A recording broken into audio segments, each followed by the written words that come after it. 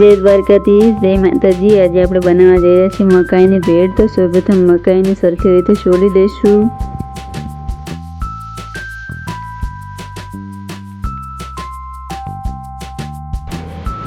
તો હવે આપણે મકાઈના દાણા કાઢી દઈશું। એક એક દાણો છૂટો પાડીને કાઢી દઈશું।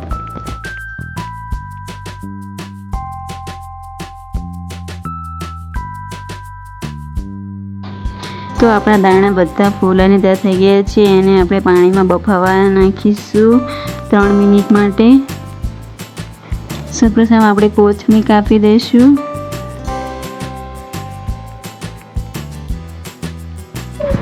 પછી આપણે ટામેટાના ઝીણા ઝીણા ટુકડા કરી નાખીશું ભેળમાં નાખવા માટે।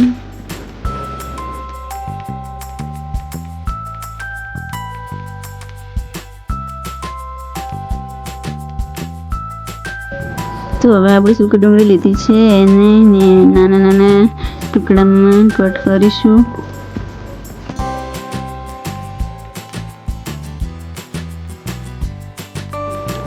લીંબુ કાપી દઈશું એક, પછી એને બીજડા કાઢી દઈશું આપણે। પછી હવે આપણી ડીશ તૈયાર થઈ ગઈ છે સમારેલું બધું ભેળમાં નાખવા માટે, તમે જોઈ શકો છો। અને હવે મકાઈ પણ બફાઈ ગઈ છે, એને આપણે ઝારાની મદદથી કાઢી દઈશું।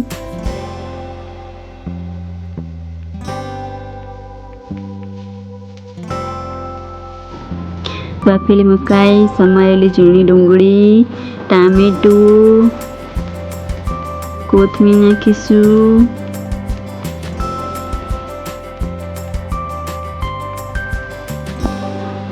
મીઠું નાખીશું 1 ચમચી, 1 ચમચી લાલ મરચું, 1 ચમચી ચાટ મસાલો,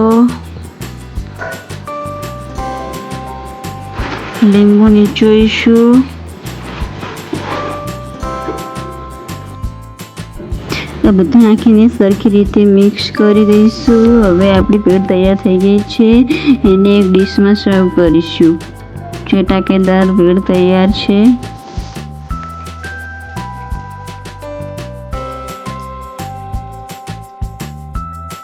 તો ઉપરથી આપણે કોથમીર દઈ દઈશું। આપણી ભેળ તૈયાર છે અને ચોમાસામાં ખાવાની પણ મજા આવે છે। તો તમે પણ એકવાર જરૂરથી ટ્રાય કરજો। માત્ર 5 જ મિનિટમાં તૈયાર થઈ જાય છે।